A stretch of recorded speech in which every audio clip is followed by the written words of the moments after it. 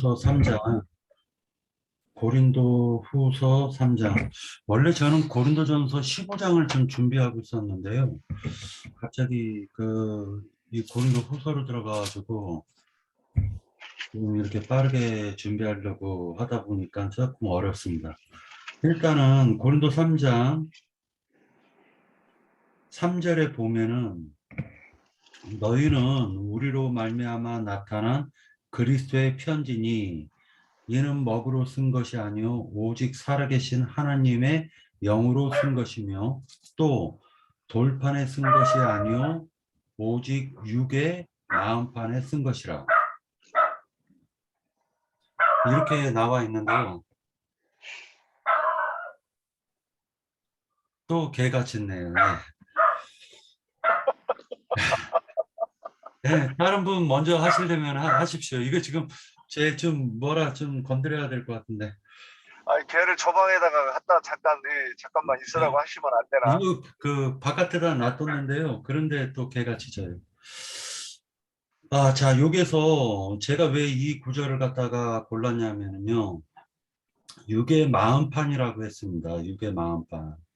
그런데 이 마음이라는 게 여기에서는 생명의 좌소를 갖다가 의미한다라고 표현이 되어 있습니다. 그러니까 어, 이것이 보통 보면은요.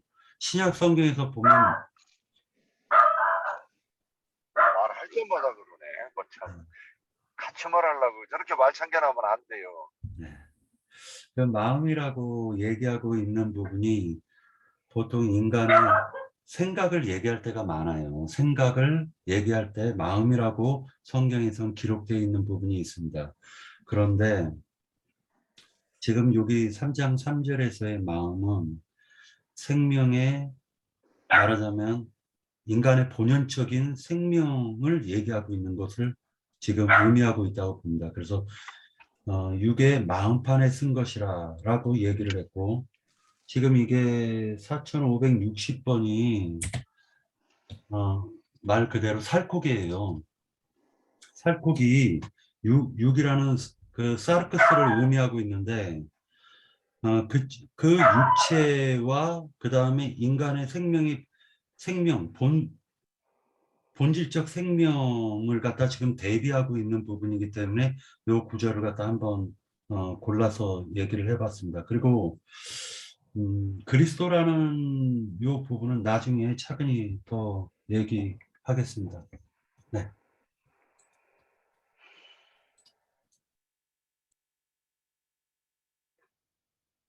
지금 형제님이 그 마음판이 무엇인가 이게 여기에 대해서 질문을 하는 것인가요? 이 마음판에 대해서 지금 질문을 하는 건가요? 아니면 여기에서 지금 3장 3절에서의 마음은 일반 그 성경에서 얘기하고 있는 마음이라는 부분과 좀 다른 부분이 있다. 그러니까 보통 보면은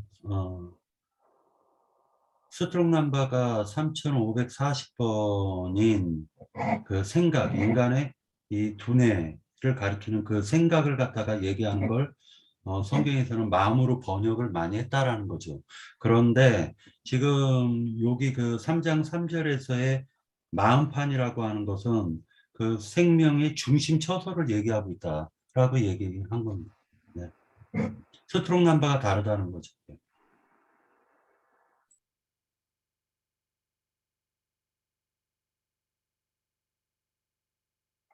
음, 이게 그러니까 형제가 여기서 더 나누고 싶은 게 있다고 지금 얘기하시는 건가요? 아니요, 그냥 그 얘기한 거고요. 예. 예, 1장 24절에서 보면은 1장 24절에서 보면 우리가 너희 믿음을 주관하려는 것이라고 했는데 이 주관한다라는 게 사실은 우리가 너희의 믿음을 통치하거나 다스리거나 아니면은 지배하려는 것이 아니다라고 지금 얘기하는 것을 여기선 주관한다라고 번역을 해놓은 거예요. 그래서 어, 실제로는 24절에서 보면은 우리가 너희의 믿음을 지배하려는 것이 아니요 또는 통치하려는 것이 아니요 또는 다스리려는 것이 아니다라는 요렇게 그 표현도 가능하다라는 것이죠. 네. 예, 그래서 4장 그게 거기에 관주가 그 4장 저기 5절이 이렇게 관주로 돼 있어요. 근데 거기에 뭘로 돼 있냐면 이제 박경진님이 금방 얘기한 것과 그 반대로 얘기하는 게 뭐냐? 같은 내용이죠. 근데 뭐냐면 우리가 너희의 종된 것을 전파한다 이렇게 돼 있어요. 그래서 이렇게 이제 맡은 자들, 그래서 이제 장로를 얘기하는 것 같은데 장로는 오히려 종된 이 마음가짐으로 교회를 섬기는 것이, 그래서 장로님도 늘 그 말씀 하시잖아요. 종놈이 안방 힐끔거리고 그러면 되느냐. 이 말씀이 이제 이렇게 가끔가다 그 말씀을 하실 때 공감이 될 듯하면서도 이렇게 근데 이 말씀이 이제 몇 군데 이렇게 보면서 진짜 우리가 이렇게 복음을 전하고 내가 말씀이 알고 있어서 전도한다고 할 때 저도 좀 이 부분이 좀 이게 좀 정립이 좀 덜 된 것 같아요. 저 좀 누군 곶감을 생각하고 곶감게 얘기를 하고 받아치고 그러면 나도 더 이상 복음 안 전해 그러고서 그냥 딱 보따리 싸들고 나오고 막 이런 스타일이었는데 이거 보니까 조금 더 겸손해져야 될 필요가 있는 것 같은 그런 생각 들고 더군다나 교회에서 이렇게 가르치는 때 좀 더 겸손하고 섬기는 마음으로 이게 해야 되는 거를 오늘 말씀하고 있는 것 같다 이 생각을 해봤습니다. 그래서 주관한다고 그러는 거는 돕고 섬기고 하는 것보다는 뭐 아까 군림하는 군림하는 것을 얘기하는 것 같아요. 교회 위에 주인으로서 군림하는 거를 이렇게 말씀하신 것 같습니다. 자, 또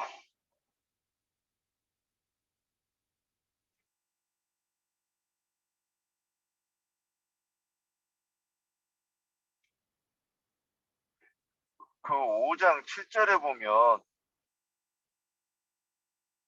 5장 7절에 보면 우리는 믿음으로 행하고 보는 것으로 행하지 아니하미로다 그랬는데 이 말도 해석이 되는 것 같긴 한데 혹시 잘못 봤나 하는 생각이 들어요. 그래서 믿음으로 행한다 그랬으면 믿음은 의의 말씀을 내가 경험하는 것 또는 아까 조문 율법과 조문 율법의 반대는 그 조문 율법을 온전하게 해석한 그리스도의 율법을 얘기하는 건데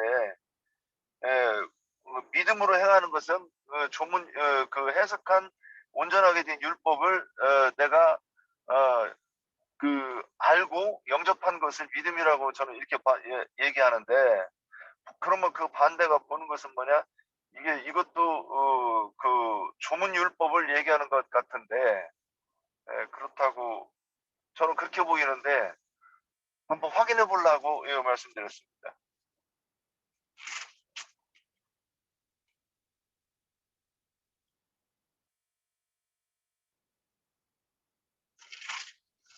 예, 1장부터 5장까지 뭐 더 나눌 거 없나요?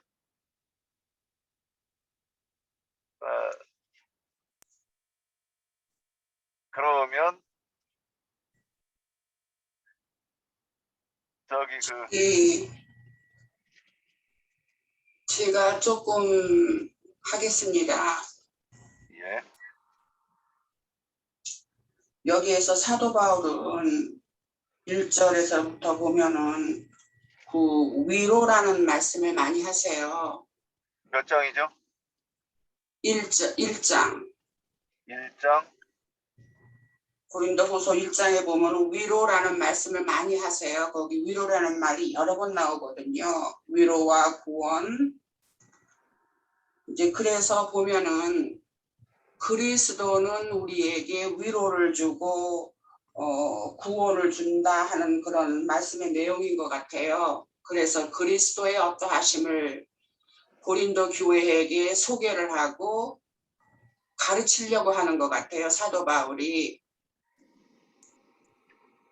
그랬기 때문에 그리고 또 사도 바울은 그리스도로부터 받은 그 성령과 그리스도를 아는 그 지혜로서 고린도 교회를 가르친다는 것을 또 강조를 하는 것 같고요.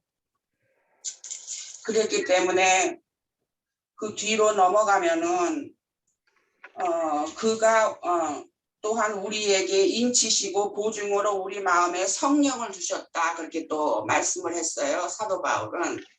그래서 그로 인해서 고린도 교회를 가르치고 고린도 교회를 가르칠 수 있는 것은 그리스도를 알기 때문이라는 것인 거거든요. 그래서 2절에서도 가다 보면은 그리스도의 향기라는 것이 또 말씀이 나오잖아요. 그러니까 그리스도의 어떠하심을 또 여기서 저기를 해서 우리가 보면은 15절에 보면 우리는 구원받는 자들에게나 망하는 자들에게나 하나님 앞에서 그리스도의 향기니 그만큼 사도 바울은 그리스도를 알므로써 고린도 교회와 사람들에게 가르치는 그의 그리스도에 대한 그 지식에 대한 지혜에 대한 모든 것을 가르치는 데 있어서 많은 그 강조를 한 것 같아요. 그리스도는 어떠하신 분이시다 하는 것을. 그리고 이제 3절에 가면은 또 거기서도 여전히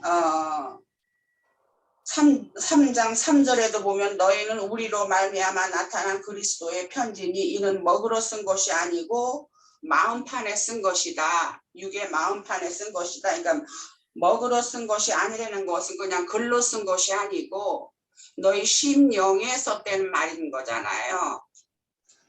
그랬기 때문에 여기서도 여전히 그리스도를 나타내는 그리스도를 주입시키려고 하는 사도 바울의 마음이 굉장히 많이 나타나 있는 것 같아요. 이 전체적으로 보면은.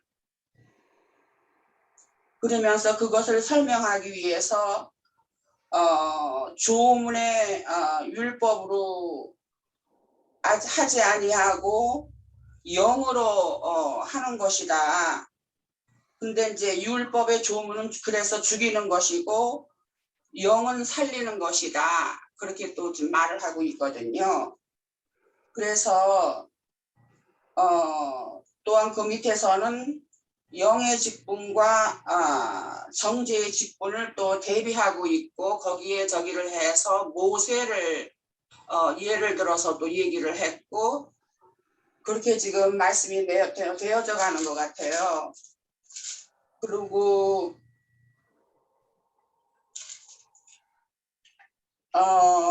4절에 가서 보면은 여전히 여기서도 그리스도를 나타내는 것이 자기 사도 바울은 양심 안에서 우러나서 하는 것이지 스스로가 하는 말이 아니다 하는 것으로서 또 시작을 하고 있으면서 그리스도의 영광의 복음의 광채가 비치지 못하게 하는 것은 세상 신이 그렇게 하는 것이지 그리스도를 참으로 영접을 하고 그의 성령 안에 있으면 그의 광채를 알 수 있고 받을 수 있는 것이다 하는 것으로 얘기를 하고 있어요. 그래서 항상 쭉 말씀을 볼 것 같으면은 그 그리스도는 하나님의 형상이다. 그래서 그리스도는 하나님으로부터 나왔고 하나님의 형상이고 결국 그리스도는 하나님과 같은 동등한 분이다 하는 것으로 또 말씀을 하고 있고요. 그래서 5절에서도 보면은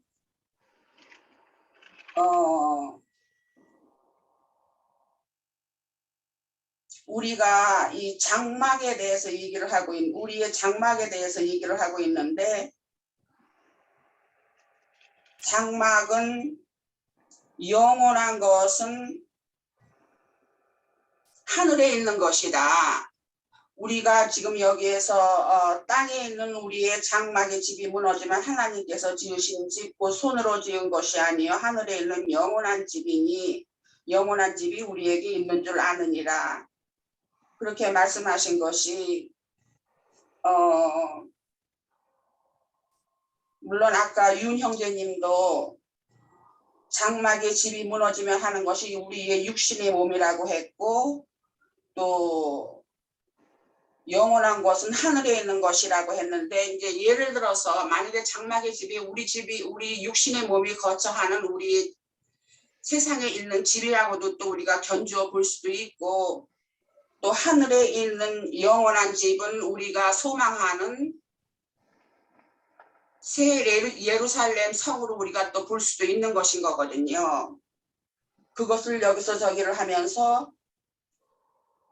거기에 들어가기 위해서는 하늘로부터 오는 처소로 덧입는다 하는 것이 결국은 그리스도로 덧입는 것을 이야기를 하는 것인 거거든요. 그래서 그리스도로 덧입는 그 자체가 생명으로 덧입는 것이다 하는 것으로 또 얘기를 하고 있고요. 그래서 저기 4절에도 그래서 죽을 것이 생명에 삼킨 바 되게 하려 함이라. 우리의 생명은 그냥 죽어버려서 그냥 지옥으로 들어갈 수 있는 그러한 생명을 가지고 태어났는데, 그리스도의 생명에 삼킨 바 되면 영원한 장막인 그리스도와 함께 할 수 있는 새 예루살렘 성으로 들어갈 수 있다는 것을 여기서 말을 하고 있는 것인 거거든요. 그래서 그렇게 할 수 있는 것을, 그렇게 할 수 있는 모든 능력이 성령이고 그것은 하나님께로부터 왔다 하는 것으로 지금 또 밑에서 말씀을 하고 계세요. 그래서 여기서 이제 말이 자꾸 좀 제가 길어지는데, 여기서 전체적으로 그래서 볼 것 같으면은 사도 바울이 그리스도가 무엇인가, 그리고 사도 바울은 그리스도로부터 얻은 지식과 지혜와 그 성령의 인치심으로 고린도 교회와 사람들을 가르치는 데는 것과 또 그로 인해서 우리가 생명을 얻고 영원한 장막으로 간다는 것, 그러한 것을 말씀하시는 것이 아닌가 하는 것으로 생각되어져요. 네, 여기까지 하겠습니다. 예. 저기 그 예나자매님 말씀하시는 이렇게 들으면서 제가 아까 그 5장 1절 보면 우리의 장막집이 무너지면 그랬어요. 근데 이 장막집이 4절에 가면 생명에 삼킨 바 되어야 된다 그래요. 그러면 저는 이거를 볼 때 조금 말할 때 어려운 부분이 뭐냐면, 이 말씀이 그러면 그 육신의 장막집이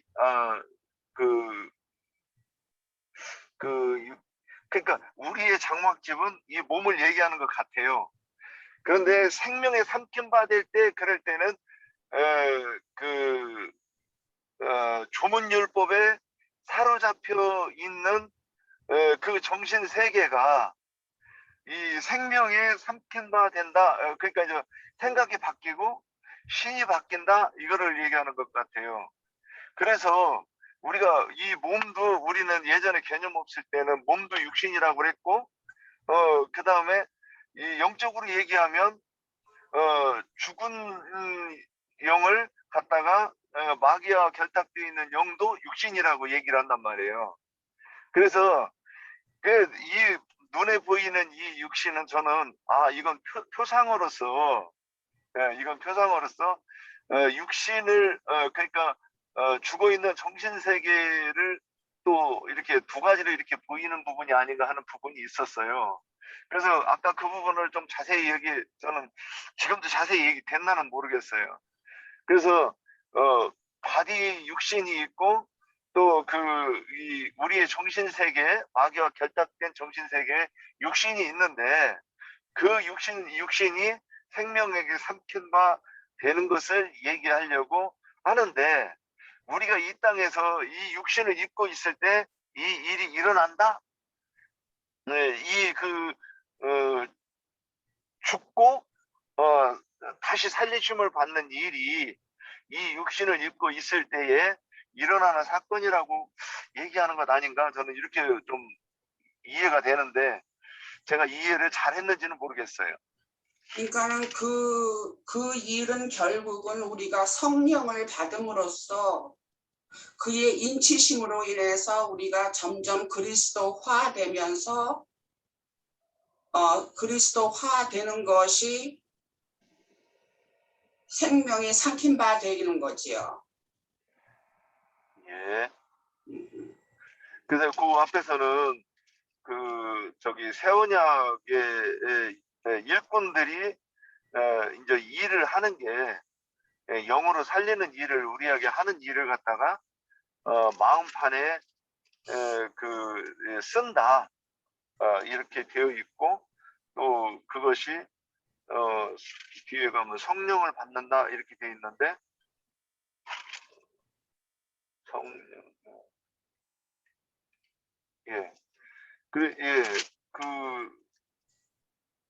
그리고 또 생명에 삼킨 바 됐다 이렇게 표현도 하고 또 새 언약의 일꾼이 마음판에 그리스도의 형상을 하나님의 형상을 쓴다 이렇게 표현하는 것 같아요. 예. 그리고 저는 이제 더 나눌 거 있습니까? 저는 조금 이게 4장에 4장 4절 끝에 보면 그리스도는 하나님의 형상이니라 이거를 누가 한번 좀 이렇게 설명 좀 가능하신 분이 있으면 이건 이런 겁니다 하고 이렇게 좀 설명 좀 한번 해봤으면 어떨까? 먼저 1장 17절서부터 좀 읽어보도록 하겠습니다. 이거는 이제 좀 다른 부분인데요. 좀 같이 읽고 좀 같이 은혜 받았으면 해가지고 얘기하도록 하겠습니다. 이렇게 계획할 때 어찌 경솔히 하였으리요.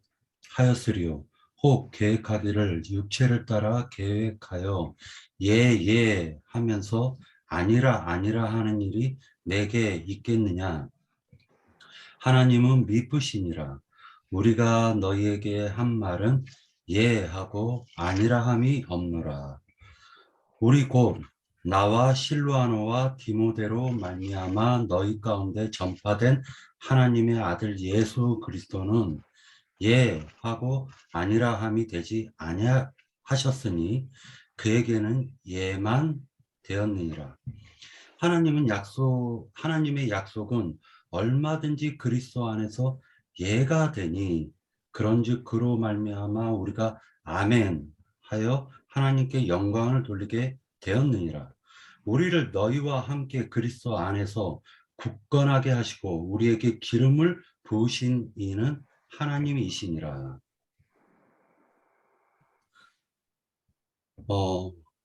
이 말씀 속에서 저는 이제 느꼈었던 것이 어떤 걸 느꼈냐면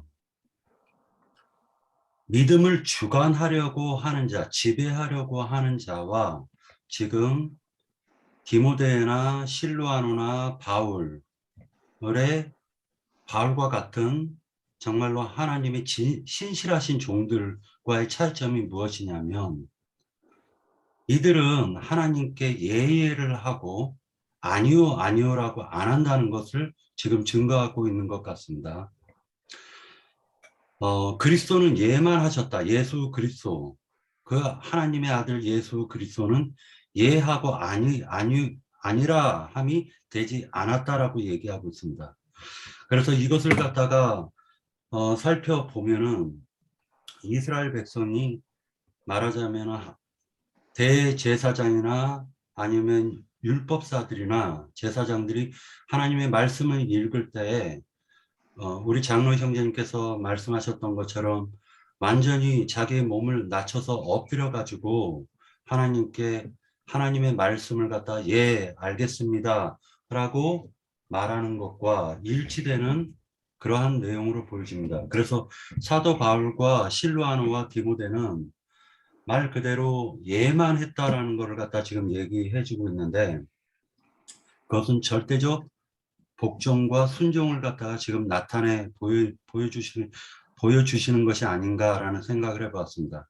그리고 여기서 우리가 좀 중요하게 봐야 될 부분은 21절에 보면, 1장 21절에 보면 그리스도 안에서 굳건하게 하시고 우리에게 기름을 부으신 이는 해서 기름을 우리에게 부어줬다라고 얘기를 하고 있습니다. 그러니까 이 기름을 부어줬다라는 것은 바울과 디모데와 실로아노를 통해 가지고 지금 고린도 교회까지도 기름이 부어지는 상태를 의미하고 있는 것으로 보여집니다.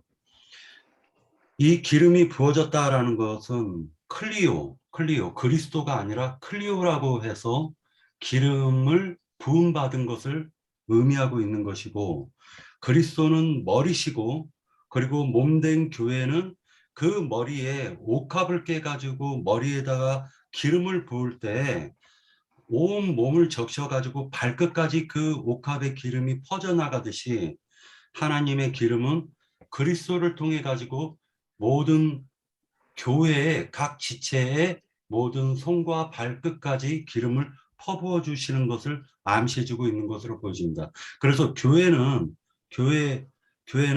하나님의 지혜와 그리스도의 마음을 갖다가 이해하고 순종하며 받아들이는 것을 상징적으로 보여주는 것 같은 모습이고, 그러나 24절에서 보면 우리가 너희의 믿음을 주관하려는 것이 아니오라고 얘기를 하고 있으니까, 이것은 오직 그리스도로 말미암아 하나님께서 부어준 그 기름이 발끝까지 미치듯이 너희에게 은혜가 그리고 기쁨이 차고 넘치도록, 믿음이 차고 넘치도록 하는 그러한 종회된 입장을 지금 설명하는 것이고, 그리고 반대되는 육체를 따라 말하자면 자칭 선지자라 하고 자칭 유명하다 하는 자들이 와가지고 거짓 예수, 거짓 복음, 거짓 영을 전할 때 고린도 교회에서 말하자면 그들은 말하자면 그 고린도 교회의 믿음을 지배하고 주관하고 복종시켜 가지고 자기의 종 삼으려고 하는 그러한 것이 암시적으로 지금 1장에서 보여지고 있는 것으로 지금 설명이 나가는 것으로 보여집니다.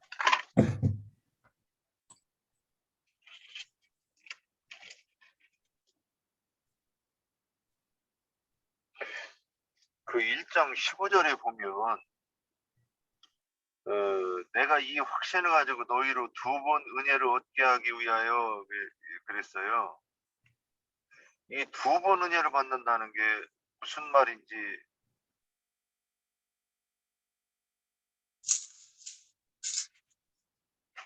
지금 2차 이렇게 방문, 보여가지고 2차 방문을, 2차 방문을 네. 기획했다. 예, 저 그걸 얘기하는 건가 아니면 더 깊은 얘기가 있는가 그래서 예. 그러면 또 더 나누고 싶은 거 있습니까?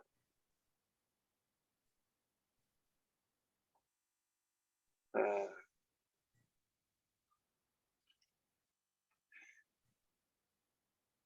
그러면 혹시 저기 아까 제가 얘기했던 거 4장 4절 끝에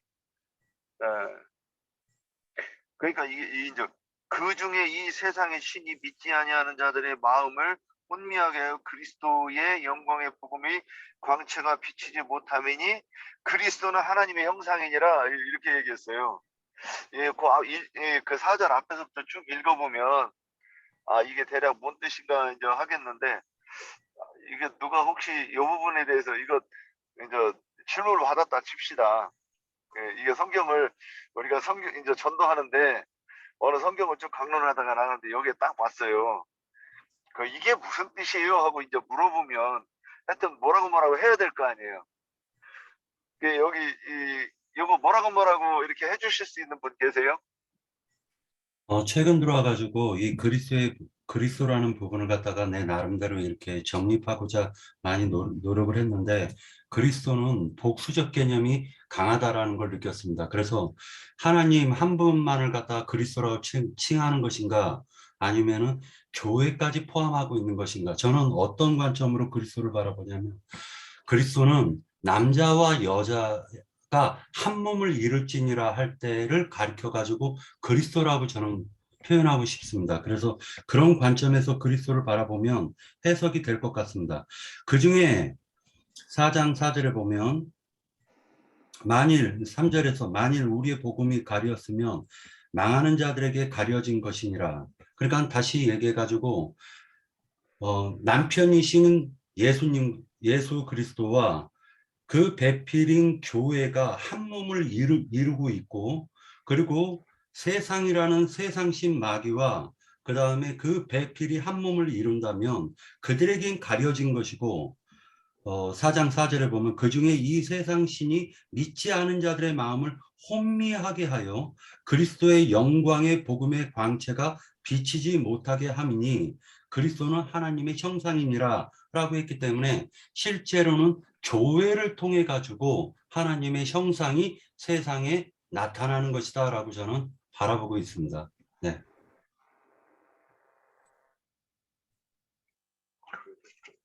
또, 또 설명 가능하신 분 계십니까?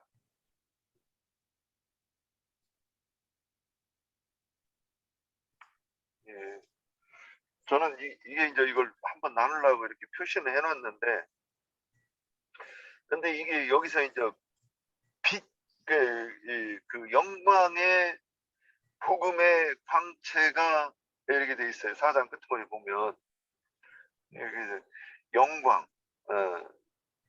이게 그 그리스도의 얼굴에 그 영광의 광채가 뭐 또 모세의 얼굴에 그 영광의 빛이 이렇게 어렸었나 봐요. 근데 이게 영광을 이제 이게 뭔가를 이제 설명하는 거예요. 그러면 그리고 그리스도는 하나님의 형상이다 이렇게 얘기를 했어요. 그러면 이게 그 이제 앞에 세상의 신이 그러면 우리가 예전에 이제 기독교인 할 때도 그때도 우리는 그리스도를 믿는다고 다 얘기를 했어요. 그러면 그리스도가 뭐냐 이렇게 물어보면 그때는 그리스도가 그리스도지 이렇게 물어보면 이제 시비하는 게 되는 거였죠. 근데 이게 이제 이 뒤에 가면 그 이제 5장에 가면 이 지금 여기가 3장의 새 언약의 일꾼 그 또 직분 이렇게 해가면서 이어져 내려오는 거예요. 그러면 조문의 율법이 그러니까 우리가 지금 저기 그 레위기 같은 거 이렇게 읽을 때 레위기 지금 강론 듣고 있지만 그것이 그 예전에는 제사법이었는데 지금에는 이제 이렇게 해석을 해주니까 복음으로 들리잖아요.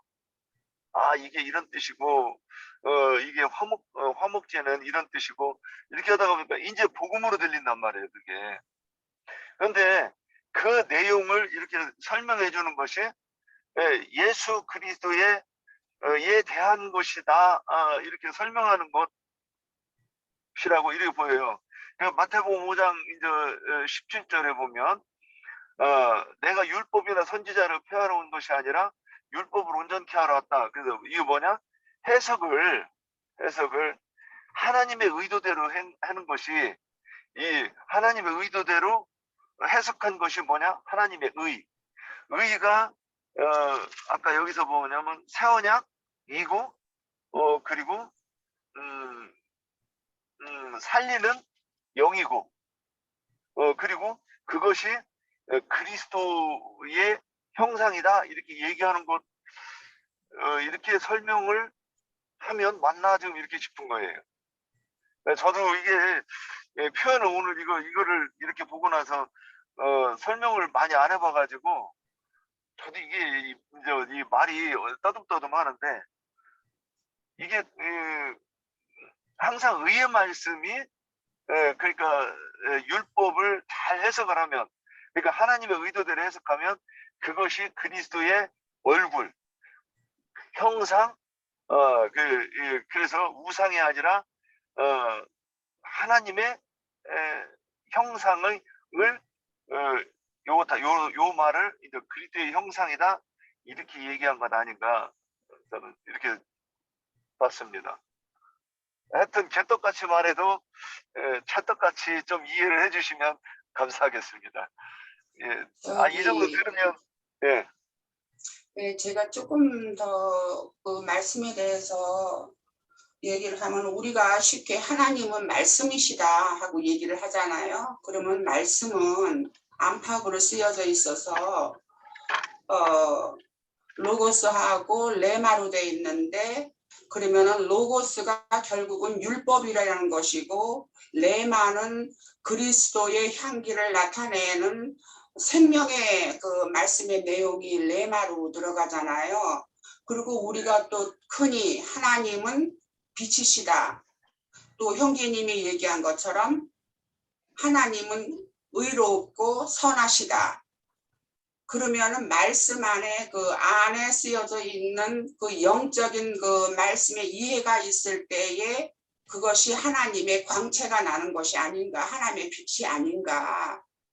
예. 그랬기 때문에 결국은 로고스인 하나님의 말씀은 율법으로 저기를 해서 사람을 구원을 시키지 못하고 정죄를 하는 직분으로 하지만 왜냐하면은 그것이 율법으로 대해서는 사람들이 다 행하지를 못하니까.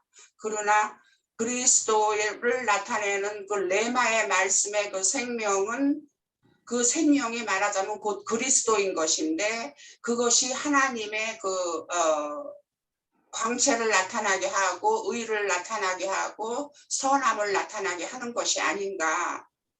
그랬기 때문에 그래서 그리스도는 하나님의 하나님을 대신하고 하나님을 나타낼 수 있는 충분한 자료가 되고 곧 그것이 그리스도의 향기다 하는 것으로 생각하면 어떨까요?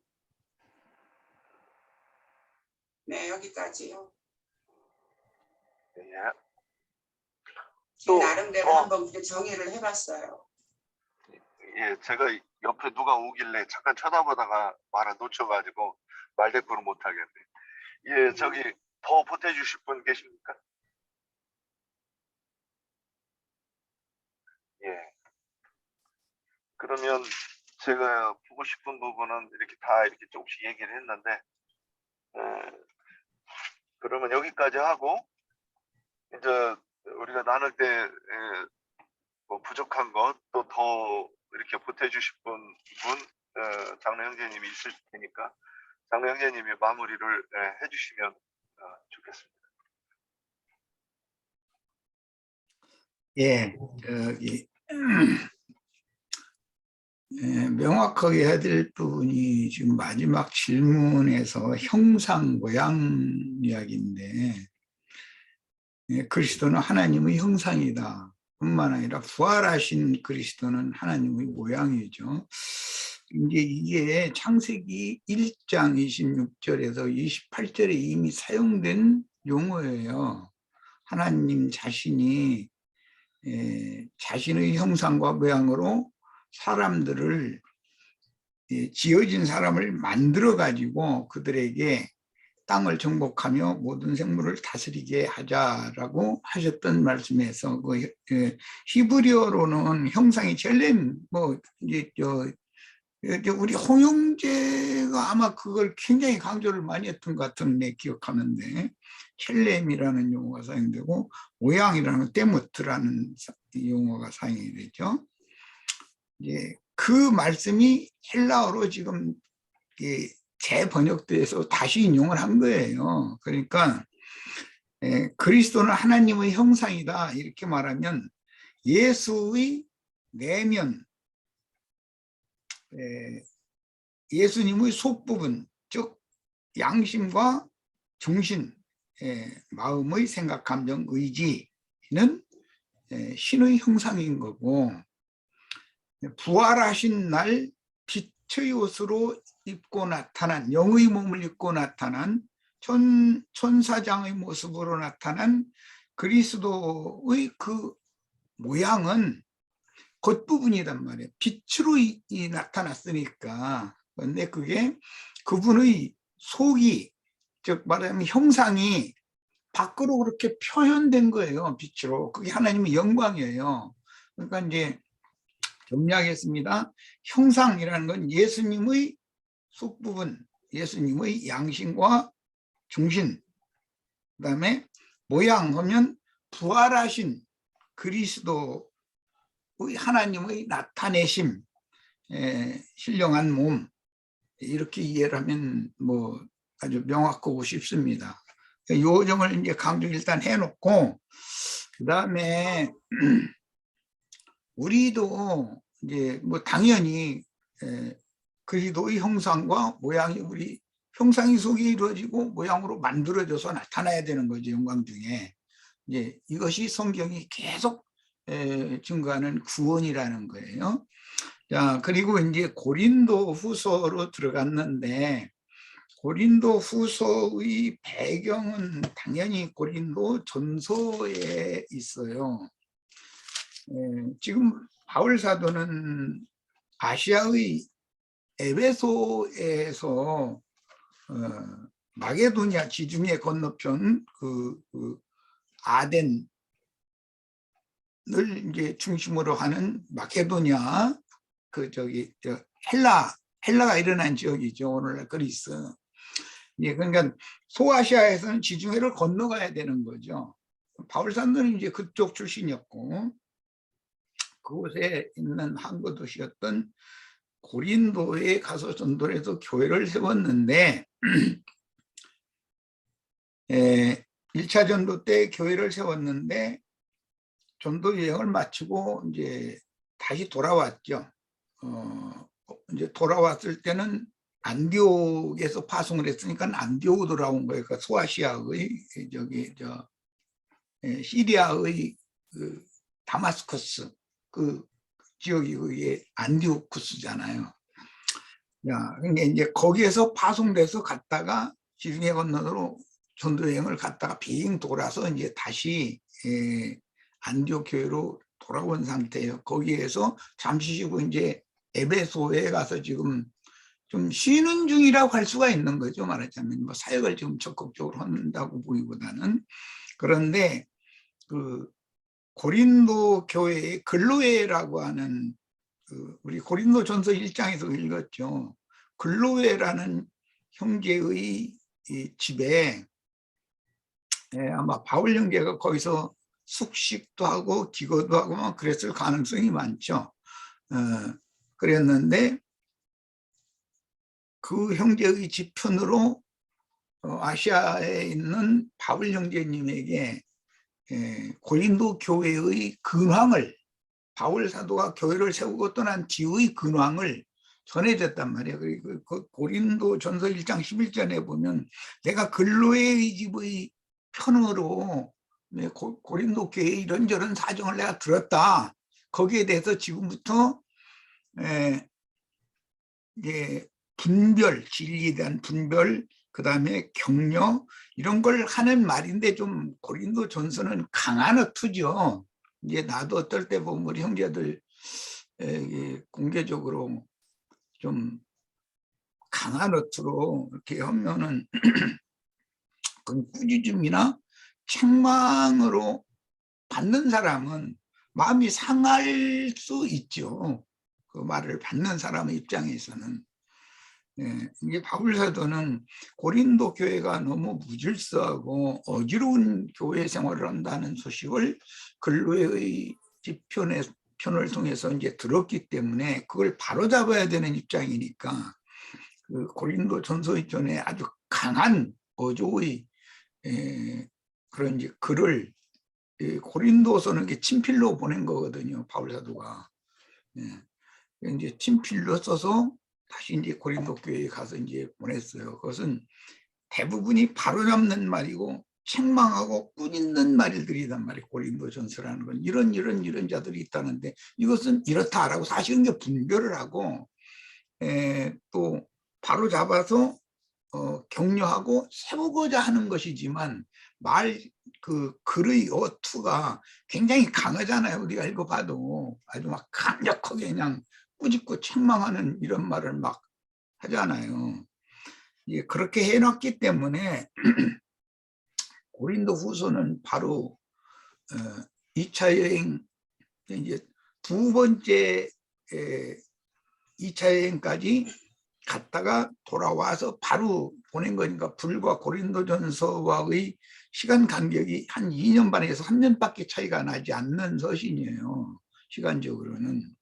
그런데 고린도 후서는 굉장히 고린도 전서에서 그렇게 꾸짖고 책망하고 바로잡기 위하여 분별해주고 격려하고자 하는 의도로 하는 그런 편지를 보냈던 거다라고 지금 해명을 하는 거예요. 주로는 고린도 후서의 그 영이 그렇단 말이에요.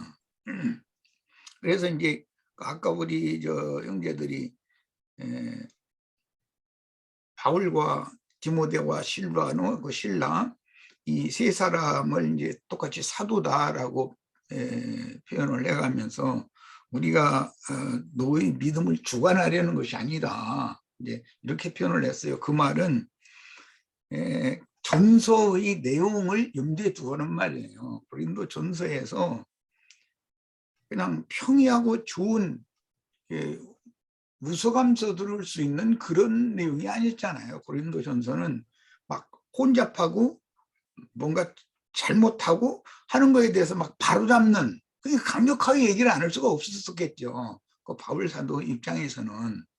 뭐 물론 나의 경우도 이제 그런 경우가 내가 가끔이다. 이렇게 너무 이렇게 강하게 얘기하면 어떤 지체들이 이게 나를 염두에 둔 말이다라는 걸 다 알기 때문에 이거 상처받을 텐데 이제 하고 그게 좀 마음에 찜찜하죠. 그런 상태로 고린도 후서를 지금 보낸 거예요. 그 의미를 이해하셔야 돼요.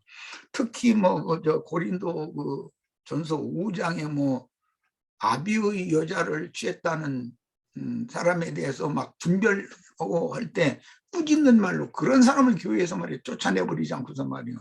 응? 부끄러운 줄도 모르고 그게 교회가 할 일이냐 말이야. 막 이렇게 말하고 어떤 때는 세상사의 어떤 뭐 금전죄를 가지고 가면 지체들 간에 뭐 빌려줬는데 돈을 안 갚으니까 뭐 이제 세상 법정에 가서 이제 고발을 하고 아마 그랬던가 보죠.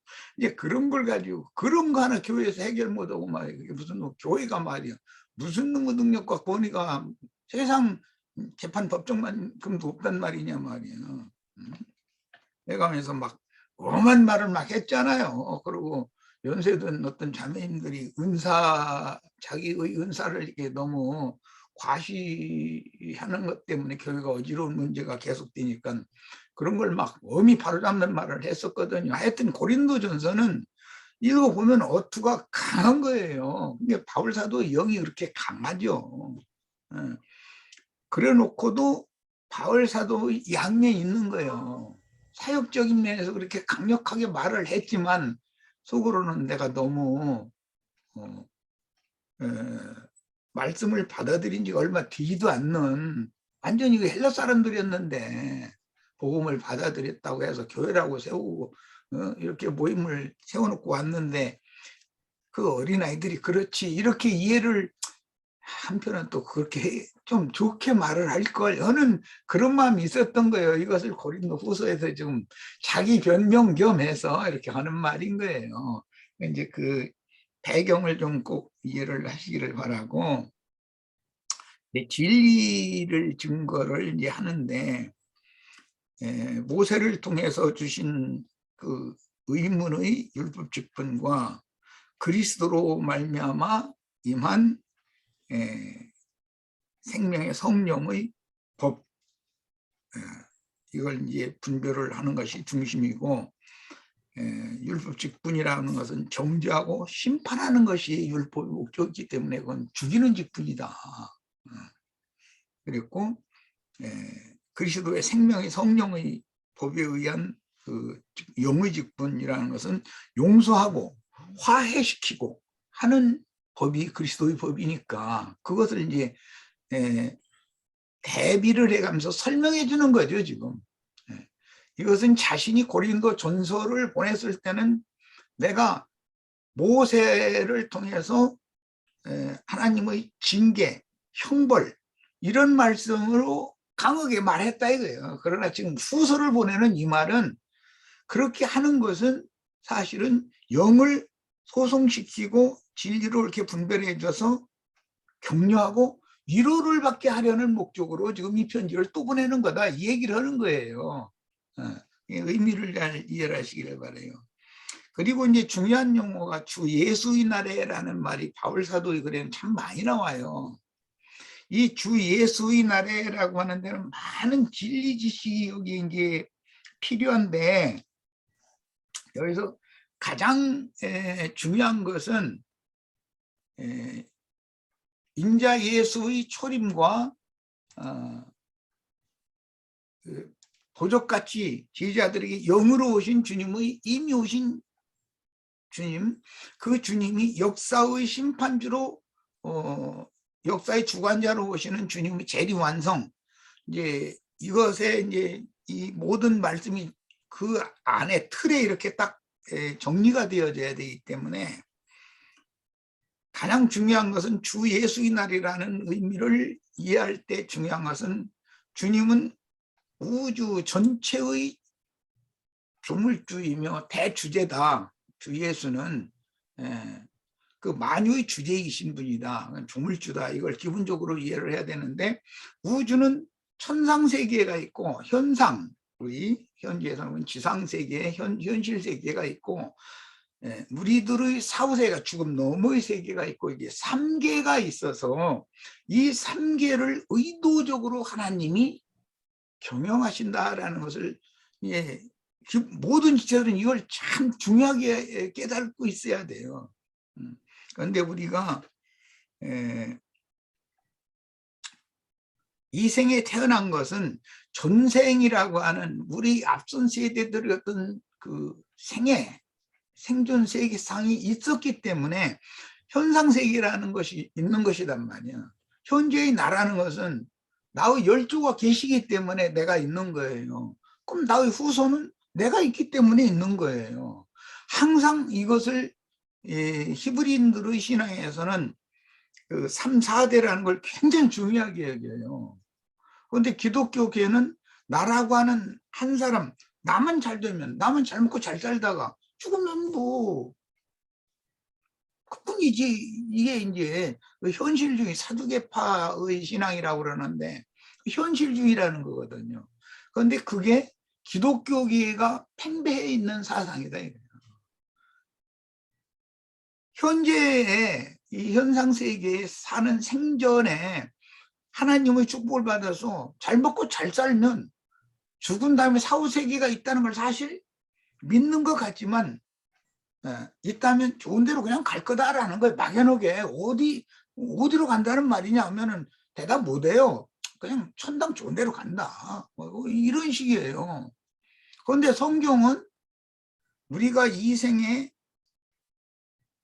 보냄을 받은 것은 우리 전 그 열조의 허리에 있다가 내가 현세에 보냄을 받아서 현재 생존하는 거다.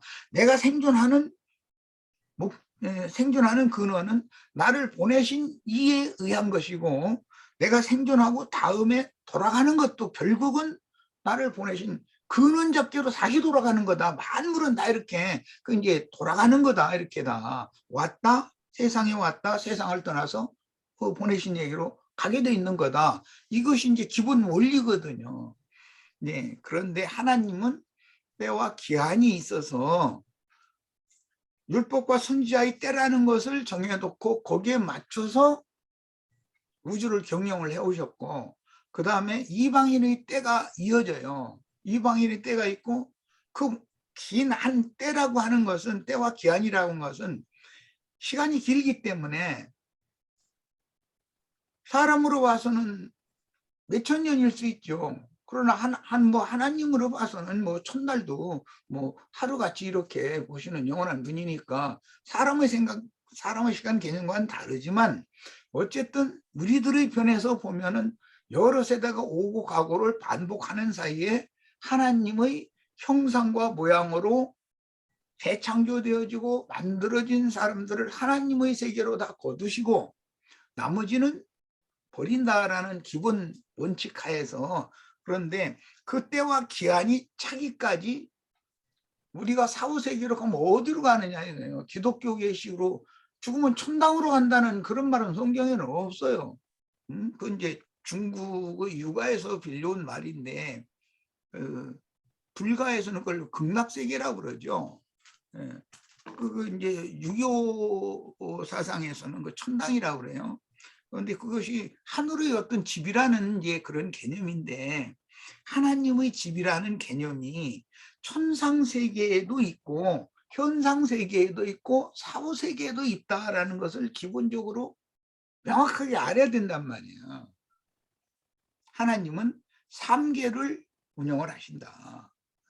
우리가 이 생에서 신앙생활을 잘 하다가 떠나면 뭐 죽지도 않고 휴거된다 또는 뭐 천당으로 간다 이렇게 가르친 게 그 거짓말이라는 거예요. 이것을 증거하면은 기독교인들은 뒤집어지는 거죠. 이제 자신들이 여태까지 믿었던 것이 알아가면 다 무너져야 되니까. 자신들은 철저같이 그걸 믿고 있잖아요. 당신 왜 예수 믿습니까? 나 죽어 천당 가려고 이러거든요.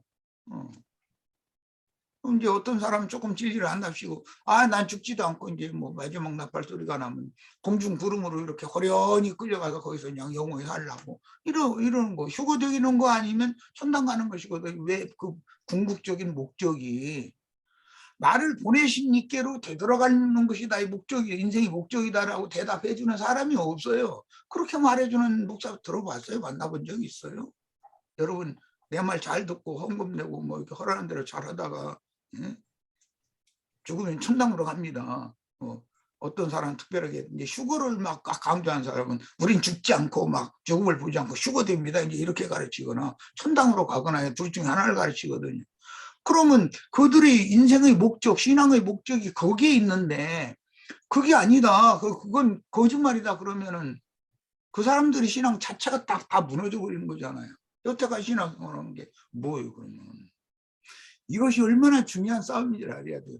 이 근원이 뭐냐, 주 예수의 날이라는 걸 설명하다 이제 이런 얘기를 했는데, 하나님은 만유의 주재자이시고 우주라고 하는 것은 3계로 돼 있다라는 것에 대한 기본 인식이 없기 때문에 그렇다는 거예요. 그런데 가장 짧은 인생이 예를 들어서 100년을 살아도, 아담 때는 1000년을 살았는데 살아도 그것은 너무나 순식간이다 이게요. 순식이라는 건 이제 눈을 깜빡하는 그 깜빡 한 번 하는 게 뭐 현대 시간 개념으로는 1초도 안 되는 그런 기간이 지나지 않는 것이거든요.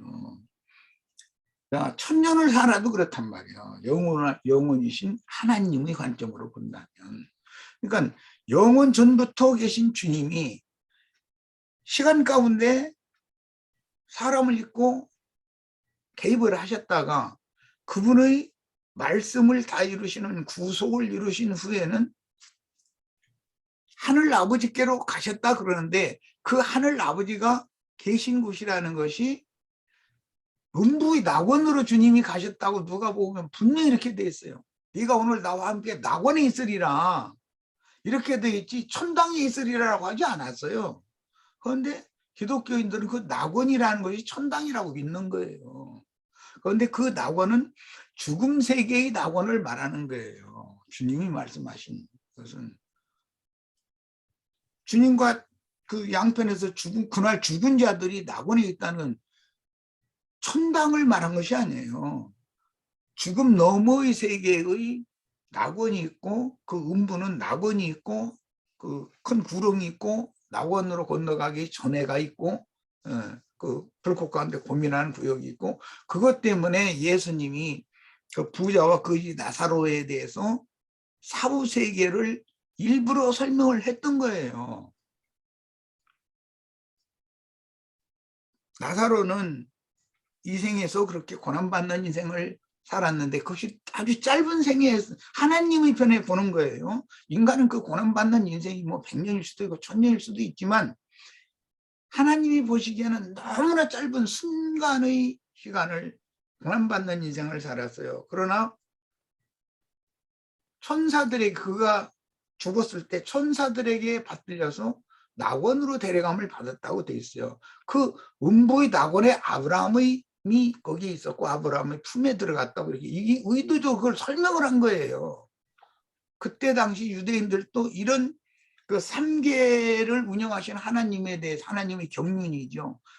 어느 때까지 어떤 방식으로 때와 기한을 정해두시고 어떻게 우주를 경영하신다. 그 다음에는 오는 부활 때가 온다. 마지막 나팔 때라고 그랬어요. 그때 주 안에서 자던 자들이 자기를 마치고 주 안에서 쉬던 자들이 마지막 나팔 소리를 통해서 일어나서 먼저 공중 구름으로 그 다음에 올라간다고 돼 있지 천당으로 간다고 돼 있지가 않아요. 공중 구름으로 올려간다 그랬는데 엊그제 우리 이제 계시록 14장 나눴죠. 흰 구름에 인자 같은 이가 이 예리한 낫을 가지고 땅에 곡식을 거둬들이는 얘기를 했어요. 공중 구름에서 추수를 하신단 말이에요. 그런데 예수님만 구름에 앉아 계신 게 아니고 마귀도 구름 타고 있다 이거예요. 마귀도. 구름이라는 것은 말씀을 맡은 증인들, 보냄받은 사자들을 상징적으로 한 말이고 하기 때문에 이 생에서는 목회자들을 말하는 거, 말씀 전하는 사람들. 그런데 누구누구는 뭐 물이 없는 구름이다 이제 표현을 이렇게 했죠. 우리에게는 이같이 구름같이 허다한 증인들이 우리에게 함께 있다. 또 이렇게도 표현이 됐고, 그러면 그 말하고자 하는 의도를 이제 이해를 하셔야 돼요. 양면이 있다 이게 구름이라는 것은. 그러면 이제 그 세상 물질계의 표현으로 봐도 구름끼리 부딪히면 막 번개도 나오고 막 난리가 나잖아요. 그런 것이 표상이다 이게요. 그게 영들의 전쟁이단 말이에요. 하늘에서 미가엘의 군대와 영의 군대가 전쟁을 하는 것을 그게 상징하는 것이단 말이에요. 자, 이런 과정을 이해를 하셔야 돼요. 우리가 이 생에서 잠시 동안 연단받는 과정에서 신앙생활을 하다가 주님이 정해놓은 때와 기한이 차기 전까지는 누구든지 죽음 너머의 세계, 즉 음부로 간단 말이에요. 그런데 믿는 이들은 음부에 있는 낙원의 주인이신 주님께로 가는 거예요. 음부의 낙원으로. 누구는 불신자, 가라지 이런 자들은 죽어도 다 똑같이 죽는 거니까 죽음 세계로 가는데 죽어도 불꽃중으로 떨어진다는 거예요. 거기에서 누구는 생명의 부활로, 첫째 부활로 일어나고 누구는 심판의 부활로 일어날 거다. 불꽃 가운데 떨어진 자들은 심판의 부활로 일어나서 크고 흰 보좌의 심판 때에서 영원한 불못으로 심판을 최종 받는 거고, 누구는 첫째 부활, 생명의 부활로 일어나서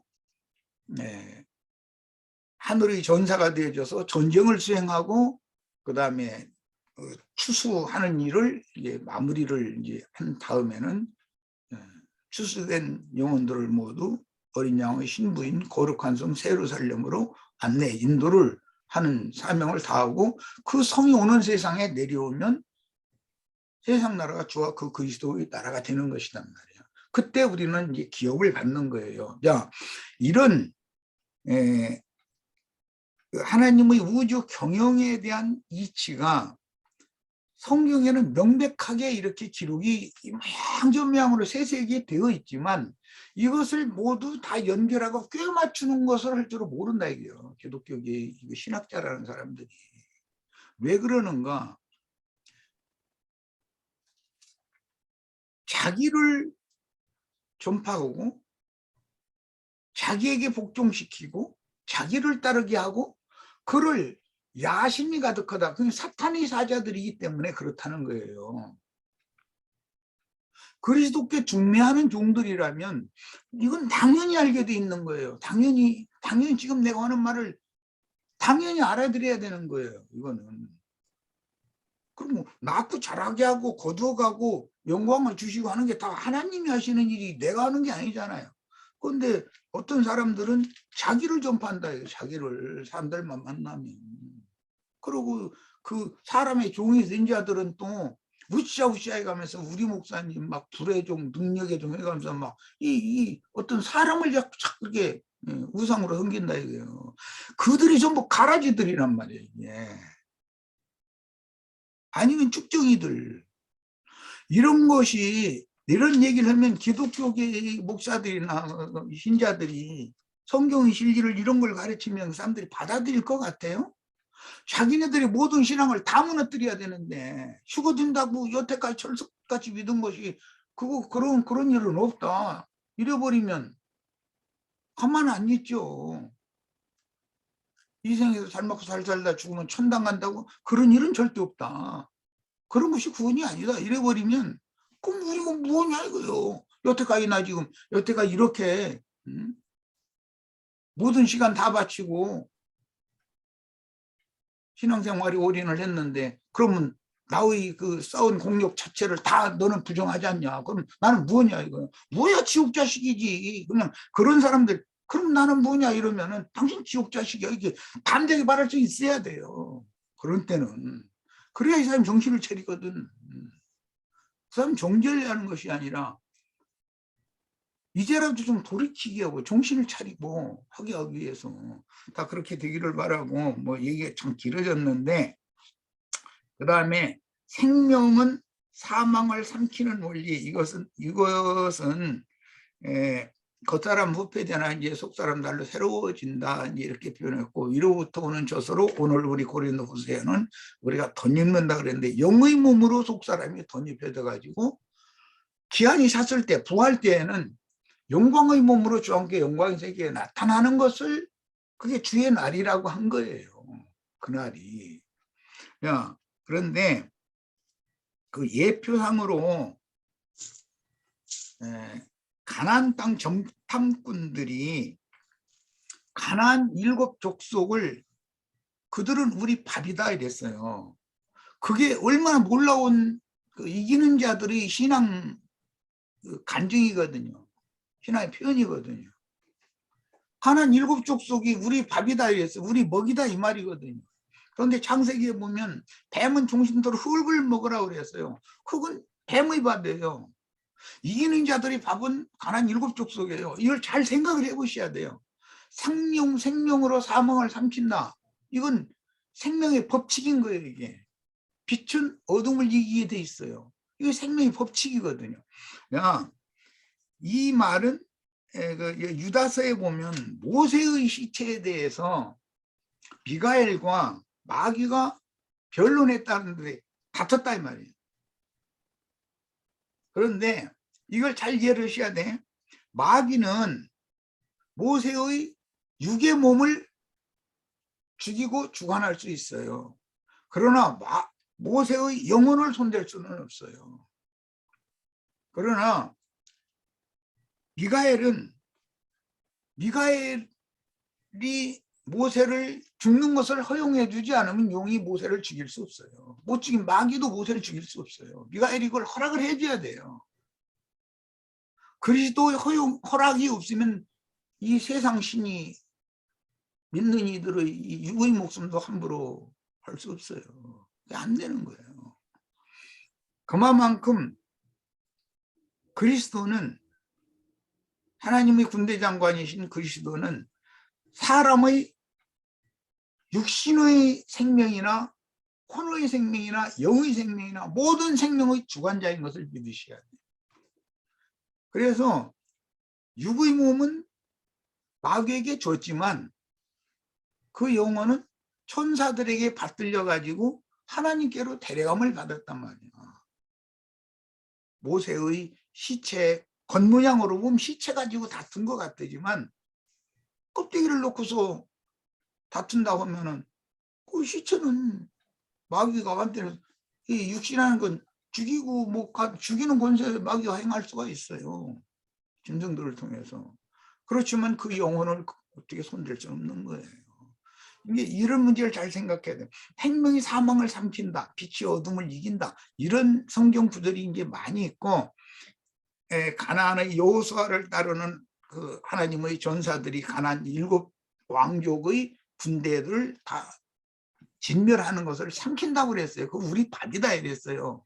이제 이런 말의 의미에 대해서 오늘 잘 좀 생각을 해보시기를 바래요. 해보시면은 성경이 일관되게 말하고자 하는 의미를 다 이제 이해하고 깨닫고 다른 사람들한테도 설득력 있게 이게 증거하는 데 도움이 될 거랍니다. 얘기가 좀 길었는데 마칩니다.